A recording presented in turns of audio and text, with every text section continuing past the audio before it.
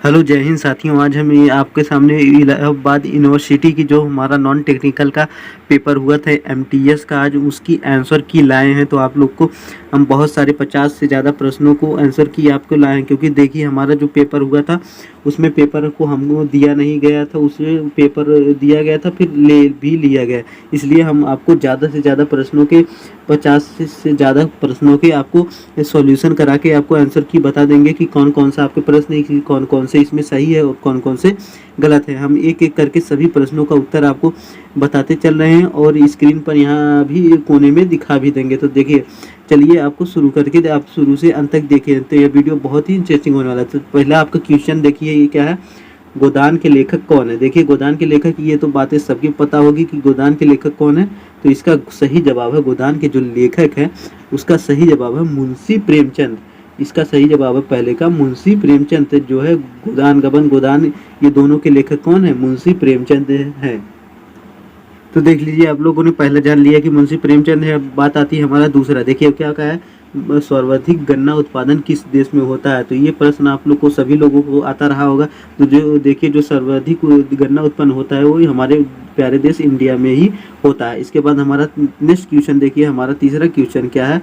देखिए हमारा तीसरा क्वेश्चन है, रबर के उत्पादन में भारत किस राज्य में सर्वाधिक, जो रबर की खेती होती है भारत के किस राज्य में सर्वाधिक होती है। तो इसका सही जवाब है, जो सबसे ज़्यादा खेती भारत में होती है रबर की, केरल राज्य में। इसका सही जवाब है केरल, जिन्होंने केरल लगाया उनका सही जवाब है। इसके बाद हमारा नेक्स्ट क्वेश्चन देखिए आता है, ये हमारा इंपॉर्टेंट क्वेश्चन है क्योंकि छोटा ही था पर अच्छा फंसाया था। देखिए इसमें क्या पूछा है, देखिए भारत में सबसे बड़ा केंद्र शासित प्रदेश कौन है। देखिए केंद्र शासित प्रदेश को यूनियन टेरिटरी कहते हैं। तो इसका सही जवाब हमारा दो है, लद्दाख। ये हमारा सही जवाब है, लद्दाख जो है भारत का सबसे बड़ा केंद्र शासित प्रदेश है। क्षेत्रफल की दृष्टि से पूछा था, क्षेत्रफल की दृष्टि से लद्दाख होगा। इसके बाद हमारा नेक्स्ट क्वेश्चन देखिए आता है क्या, देखिए सूर्य से चौथे स्थान पर, यानी सूर्य से दूरी के एक चौथे स्थान पर हमारा सबसे दूर कौन था स्थान पर। पहले पर शुक्र है, ये तो सभी को पता है। तो चौथे स्थान पर पूछा है, तो चौथे स्थान पर हमारा जो सही जवाब है मंगल ग्रह है। कौन सा ग्रह, मंगल ग्रह।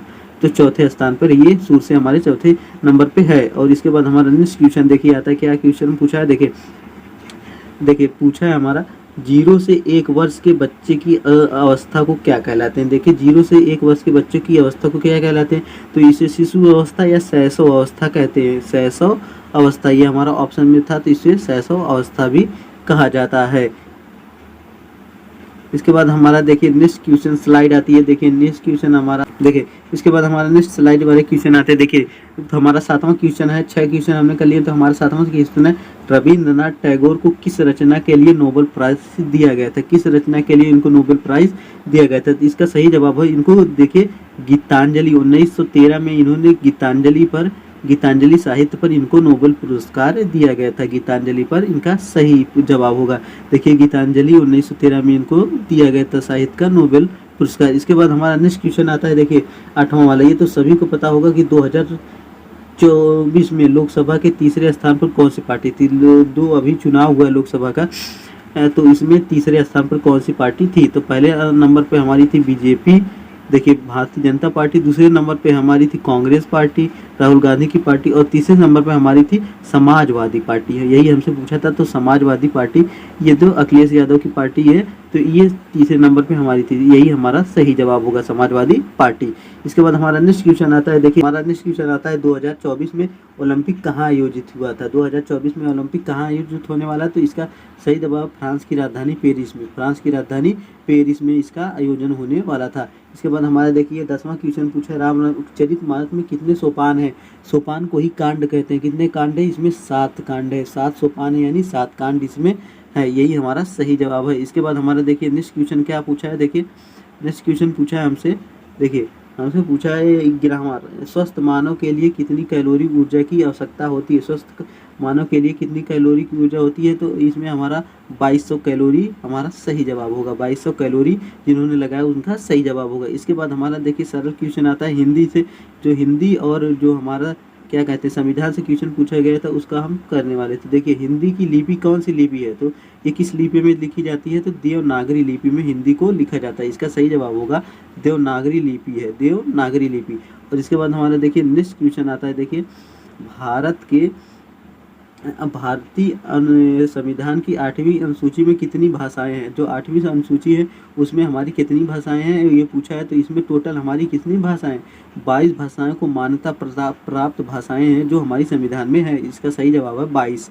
इसके बाद हमारा देखिए, इसके बाद हमारा नेक्स्ट क्वेश्चन आया है 14वां नंबर, बोडो भाषा को किस संविधान संशोधन के द्वारा जोड़ा गया था? देखिए संविधान में भाषाओं से हमारा 3-4 क्वेश्चन पूछा गया है, 3 क्वेश्चन पूछा गया था। देखिए संविधान में किस संविधान संशोधन में बोडो, देखिए बोडो को ही नहीं 4 भाषाओं को जोड़ा गया था, बोडो, डोगरी, मैथिली और संथाली को किस संविधान संशोधन के द्वारा, 92वां संविधान संशोधन के द्वारा ये 4 भाषाएं दोनों ये जोड़ी गई थी, बोडो, डोगरी, मैथिली, संथाली को 52वां संविधान संशोधन के द्वारा जोड़ा गया था। इसके बाद हमारा देखिए संविधान का नेक्स्ट क्वेश्चन क्या पूछा है, देखिए धन विधेयक, मनी बिल, देखिए 15वां नंबर पूछा है, धन विधेयक किस अनुच्छेद में है? तो ये हमारा आर्टिकल 110 में हमारा मनी बिल है, आर्टिकल 110 में हमारा इसका सही जवाब है, आर्टिकल 110 हमारा मनी बिल यानी धन विधेयक से संबंधित है। इसके बाद हमारा नेक्स्ट क्वेश्चन है, देखिए ये वाला 16वां नंबर क्वेश्चन में मुझे थोड़ा कन्फ्यूजन है, संघ के मंत्री, नहीं ये सही है, संघ के मंत्री परिषद किसके प्रति उत्तरदायी होते हैं? तो ये संघ के मंत्री परिषद यानी लोकसभा के प्रति उत्तरदायी, प्रधानमंत्री वाला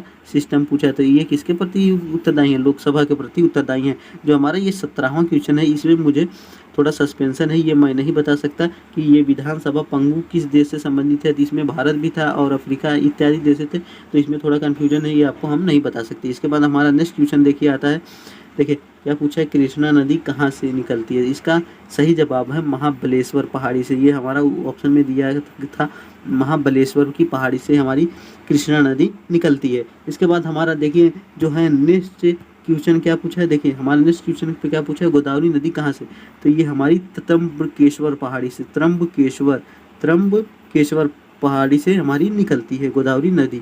और इसके बाद हमारा देखिए क्या पूछा था, भारतीय हिंदी दिवस कब मनाया जाता है? देखिए भारतीय हिंदी दिवस कब मनाया जाता है? तो भारतीय हिंदी दिवस जो हमारा 14 सितंबर को मनाया जाता है, 14 सितंबर को मनाया जाता है, यही हमारा ऑप्शन में था। अगर यही पूछता कि हमारा विश्व हिंदी दिवस कब मनाया जाता है तो 10 जनवरी को अगर पूछता तो ये हमारा 10 जनवरी को, पर इसमें कौन सा हमारा सही है? 14 सितंबर हमारा सही है। इसके बाद हमारा देखिए नेक्स्ट क्वेश्चन क्या पूछा है, देखिए इसके बाद हमारा नेक्स्ट क्वेश्चन पूछा है योग दिवस, ये सबसे सरल था क्योंकि योग दिवस कुछ ही दिन पहले मंगाया गया था और 29 को हमारा पेपर था, उससे कुछ दिन पहले हमारा 29 को हमारा पेपर था देखिए, और कुछ दिन पहले हमें योग दिवस मनाया था। तो कब मनाया गया था? इसका सही जवाब है 21 जून को योग दिवस मनाया गया था, 21 जून को योग दिवस मनाया जाता है, हमेशा 21 जून को योग दिवस मनाया जाता है। इसके बाद हमारा नेक्स्ट क्वेश्चन है, देखिए भारतीय जनगणना दिवस कब मनाया जाता है? भारत में जनगणना दिवस कब मनाया जाता है? इसका सही जवाब है 25 जनवरी, 25 जनवरी। देखिए दिवस से भी 2-3 क्वेश्चन हमारे पूछे गए हैं, तो देखिए इसका सही जवाब है 25 जनवरी को जनगणना दिवस मनाया जाता है। इसके बाद हमारा आता है 23वां नंबर, देखिए टीबी की खोज किसने की? ये टीबी रोग नहीं, टीबी जो टेलीविज़न होते हैं इसकी खोज किसने की? जे.एल. बेयार्ड ने टीबी की खोज की है, जे.एल. बेयार्ड ने इसका सही जवाब होगा टीबी की खोज की है। इसके बाद हमारा देखिए नेक्स्ट क्वेश्चन आता है, देखिए विश्व में सर्वाधिक जनसंख्या किस शहर में है? तो ये जापान की राजधानी टोक्यो, इसका सही जवाब है। मुझे लगता है ये क्वेश्चन हमारा 2 बार दोहरा दिया था, पेपर में 2 बार आया था, तो इसका सही जवाब है टोक्यो में सबसे ज़्यादा जनसंख्या रहती है हमारी। इसके बाद हमारा देखिए जो नेक्स्ट क्वेश्चन है पूछा है चीन का वुहान शहर, देखिए चीन का वुहान शहर कहाँ पर किस प्रांत में स्थित है? ये क्वेश्चन भी थोड़ा सस्पेंशन लग रहा है, तो इसका आप लोग इंटरनेट पर सर्च करके देख सकते हैं। और इसके बाद हमारा नेक्स्ट क्वेश्चन देखिए क्या पूछा, किलोवाट प्रति घंटा किसका मात्रक है? तो ये ऊर्जा का मात्रक, किलोवाट प्रति घंटा किसका मात्रक है? ऊर्जा का मात्रक है, ऊर्जा हमारा सही जवाब है, जिसने ऊर्जा लगाया है उसका ये सही जवाब है। इसके बाद हमारा देखिए मस्त क्वेश्चन, हिंदी के क्वेश्चन जो हमारे आए थे वो भी काफ़ी अच्छे क्वेश्चन आए थे। देखिए क्या पूछा है, देखिए हिंदी के क्वेश्चन हमारे आए थे, क्या पूछे, कमल का पर्यायवाची नहीं है, पूछा था नहीं है, तो देखिए सरसिरीज है, उत्पल है, वरीज है, तो जो एक ऑप्शन नहीं रहा होगा वही हमारा उत्तर होगा। तो आप लोग ने जिन्होंने ये छोड़कर लगाया होगा उसका सही होगा। और देखिए उसके बाद हमारा पूछा है 28 नंबर, पूर्ववर्ती का विलोम क्या होगा? परिवर्तित, इसका सही जवाब होगा परिवर्तित, इसका हमारा सही जवाब होगा। और सती का पर्यायवाची इसका प्रतिवर्ता। देखिए जो हमारा क्वेश्चन नंबर आता है, देखिए जो हमारा क्वेश्चन नंबर 29 आता है, सती का प्रत्यावर्ती है तो प्रतिवर्ता इसका सही जवाब होगा। इसके बाद हमारा पूछा है ने, 30वां क्वेश्चन हमारा पूछा है ने कौन कारक चिन्ह है? तो इसका सही जवाब है कर्ता कारक चिन्ह है। जो हमारा सही जवाब है कर्ता कारक चिन्ह है। इसके बाद हमारा देखिए पूछा है, इसके बाद हमारे लिए को कर्ता कारक चिन्ह है, इसके बाद धरती का पर्यायवाची नहीं है, तो इसका सही जवाब था तरांगणी। तरांगणी इसका नदी का पर्यायवाची है, ये धरती का पर्यायवाची नहीं है, तो इसका सही जवाब तरांगणी है। जिसने तरांगणी को लगाया था उसका ये वाला सही होगा, धरती वाला सही होगा। धरती का पर्यायवाची नहीं है, पूछा था नहीं है, ये नहीं पूछा था कि है नहीं है। इसमें से देखिए महाप्राण वाले में थोड़ा सस्पेंस है कि अल्पप्राण पूछा था कि महाप्राण। देखिए अगर महाप्राण पूछेगा तो इसका उत्तर आ होगा, और अल्पप्राण पूछेगा तो इसका सही जवाब अल्पप्राण का, और महाप्राण पूछेगा होगा तो इसका सही जवाब आ होगा। और इसके बाद हमारा ये पूछा था कि 33वां देखिए, निम्न में से इनमें से कौन सा स्वर नहीं है। ये तो सब लोग लगा दिए होंगे कि स्वर कौन सा नहीं है और कौन व्यंजन है, ये तो सभी को पता होगा। इसके बाद हमारा देखिए 34वां नंबर, अंगामी जनजाति कहाँ पाई जाती है। जो अंगामी जनजाति हमारी देखिए जो हमारी पाई जाती है अंगामी जनजाति, ये हमारी पाई जाती है नागालैंड के क्षेत्रों में हमारी अंगामी जनजाति पाई जाती है। इसके बाद हमारा नेक्स्ट क्वेश्चन है कोरबा कोयला। ये देखिए इंपॉर्टेंट क्वेश्चन है, कोरबा कोयला उद्यान कहाँ पाया जाता है। कोरबा कोयला तो ये हमारा छत्तीसगढ़ में है, ये हमारा छत्तीसगढ़ में है। इसके बाद हमारा नेक्स्ट क्वेश्चन आता है, देखिए कोरबा वाला हमारा छत्तीसगढ़ हो गया। इसके बाद हमारा आता है डम्फा टाइगर रिजर्व कहाँ पर है। डम्फा टाइगर रिजर्व जो हमारा है ये मिजोरम में है, ये भी हमारा मिजोरम हमारा सही जवाब होगा। डम्फा टाइगर रिजर्व हमारा मिजोरम में है।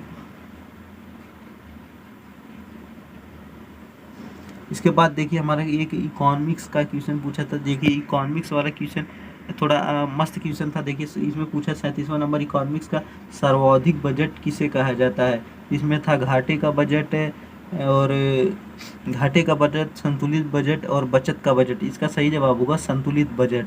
संतुलित बजट को घाटे का संतुलित बजट को सर्वोत्तम बजट भी कहा जाता है।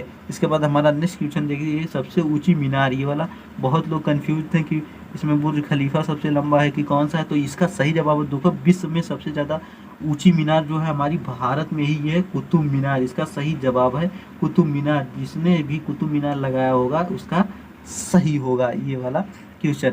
इसके बाद हमारा देखिए रूस में सर्वाधिक मात्रा में कौन सा खनिज पाया जाता है। तो इसका सही जवाब है प्लेटिनम। इसका सही जवाब है प्लेटिनम। और इसके बाद हमारा देखिए 40 नंबर हमारा क्वेश्चन पूछा है, भारत में शुद्ध निवल प्रदूषण मुक्त बनाने के लक्ष्य कब तक रखा गया है। तो इसका लक्ष्य रखा गया 2070 तक एकदम प्रदूषित मुक्त भारत को बनाया जाएगा, प्रधानमंत्री के द्वारा ये लक्ष्य। इसके बाद हमारा नेक्स्ट क्वेश्चन आता है, देखिए ग्लूकोजीन मानव शरीर में कहाँ पाए जाती है। ग्लूकोजीन नामक ये हार्मोन कहाँ पाए जाते हैं। ये हार्मोन नहीं कुछ होता, यकृत या मांसपेशी। इसका सही जवाब देखिए यकृत एवं मांसपेशी दोनों में ये पाया जाता है, ग्लूकोजीन नामक ये पाया जाता है। इसके बाद हमारा 42 नंबर क्वेश्चन है, मानव शरीर मांसपेशियों में सर्वाधिक मात्रा में क्या पाया जाता है। तो इसका सही जवाब है प्रोटीन। जिन्होंने प्रोटीन को लगाया था उनका एकदम सही होगा। इसके बाद हमारा देखिए नेक्स्ट क्वेश्चन है, हार्ड डिस्क कंप्यूटर में कौन सी मेमोरी चरण है। ये भी हमें कंफर्म नहीं है, तो ये भी हम नहीं बता सकते। इसके बाद हमारा देखिए जो नेक्स्ट क्वेश्चन है, इसके मस्त इंपॉर्टेंट क्वेश्चन पूछा था हमारा, अच्छा क्वेश्चन पूछा था। देखिए क्या पूछा था, रक्षा वैज्ञानिक सूचना एवं प्रलेखन डेसीडॉक का मुख्यालय कहाँ है। इसका सही जवाब हमारा दिल्ली है। जिन्होंने भी दिल्ली लगाया होगा उसका ये सही जवाब है। इसके बाद हमारा देखिए पूछा था माई एक्सपेरिमेंट विथ ट्रूथ, ये रचना किसकी है। तो इसकी ये रचना एम के गांधी यानी महात्मा दास एम के गांधी मोहनदास करमचंद गांधी जी की ये रचना है, माई एक्सपेरिमेंट विथ ट्रूथ। ये रचना किसकी है, महात्मा गांधी की ये रचना है। जिसने महात्मा गांधी को लगाया होगा वो सही है। देखिए इसके बाद हमारा नेक्स्ट क्वेश्चन है, ENIAC ये कंप्यूटर में प्रयुक्त होने वाली को है। तो ये इसकी खोज किसने की थी। देखिए ये इसका खोज दो नाम उसमें ऑप्शन में थे। देखिए JP एकर्ट और विलियम मूनचिली नाम के वैज्ञानिक ने किया था। ये देखिए मैंने ऑप्शन ही इसमें लिख लिया है, आप लोग देख सकते हैं। जिन्होंने ये वाला लगाया होगा उसका सही है। और देखिए पूछा था 2 अक्टूबर 1959 में पंचायती राज व्यवस्था कहाँ लागू हुई थी। तो देखिए जहाँ पंचायती राज व्यवस्था सर्वप्रथम भारत में जिस राज्य में लागू हुई थी यही पूछा था, तो राजस्थान के नागौर में, राजस्थान के नागौर में ये हमारी लागू हुई थी। तो राजस्थान हमारा सही जवाब है, उसमें हमारा राजस्थान सही जवाब है। ये क्योंकि सबसे पहले वहीं लागू हुई थी। इसके बाद हमारा देखिए नेक्स्ट क्वेश्चन क्या पूछा है, 48 नंबर। भारत में प्रथम आणविक केंद्र स्थापित किया गया था, तो इसका सही जवाब है तारापुर। तारापुर में हमारा प्रथम आणविक केंद्र स्थापित किया गया था, तो जिसने भी तारापुर लगाया होगा उसका एकदम ये सही होगा। इसके बाद हमारे देखिए इंग्लिश के भी कुछ क्वेश्चंस आए थे। देखिए इंग्लिश वाले मुझे थोड़ा थोड़ा याद है, तो मैं आप लोग को बता देता हूँ। जैसे इसमें एक आया था ही रन वेरी फास्टली, इसमें ईरर फाइंड करना, तो इसमें फास्टली नहीं होगा, ही रन वेरी फास्ट होगा, इसलिए हमें पता है। इसके बाद हमारा देखिए पूछा था क्या था, इसके बाद हमारा नेक्स्ट क्वेश्चन चलिए देखते हैं।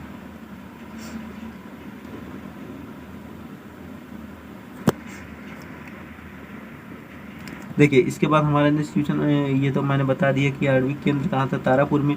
हिरन बेरी फासली में फासली गलत है। और इसमें एक पूछा था कि एग्जैक्टी कौन है, तो हेल्थी दिया था, तो हेल्थी एक एग्जैक्टिव। और इसमें एक बाइनरी नंबर दिया था, ये करके नंबर दिया था, और 10 अंक की संख्या थी। और इसको हमें पूछा था कि इसमें दशमलव संख्या यानी 10 के घात वाली संख्या में बदलना है, तो इसका शायद 109 हमारा सही जवाब होगा।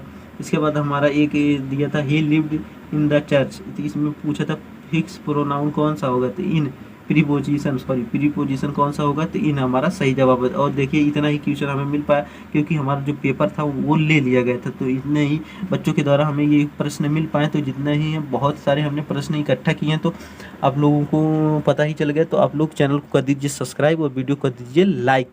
जय हिंद, जय भारत।